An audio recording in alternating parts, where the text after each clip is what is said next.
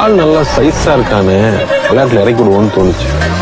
அடுத்த வருஷம் அந்த பொங்கலுக்கு பையன் ஒரு வேன்ல ஏத்திக்கிட்டு மதுரைக்கு கிளம்பிட்டான். 3 வயசுல ஜல்லிக்கட்டு தான் அவனுக்கு. எனக்கு என்ன 4 பக்கம் ஒரே சத்தம். நானும் வாடி வாசல் இருந்து அறுத்து விட்டேன். அவ்வளவுதான் தெரியும். அப்படி மீறி பாஞ்சவன ஈஸியா உதறி விட்டான். ஜல்லிக்கட்டு வெறும கொள்ளல, அப்படியே புல்லரிச்சு போச்சு. அடுத்த நாள் அழகான ஜல்லிக்கட்டு. அதுக்கப்புறம் சிராவை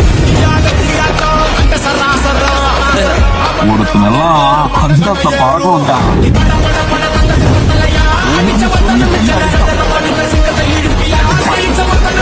ஆனா பாலமேடு போற வழியில இந்த பண்ண அக்கா போர்ல நேரத்துக்கு போக முடியாம போச்சு.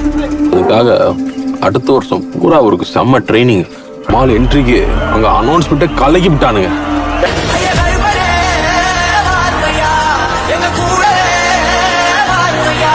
அவங்க கையை கோத்துக்கிட்டு வட்டம் கட்டி நிக்கிற பயிரெல்லாம் எப்படியாச்சும் உன்னை புடிச்சு கட்டி பண்ணணும்னு கவனம் கட்டிட்டு இருந்தாருங்க.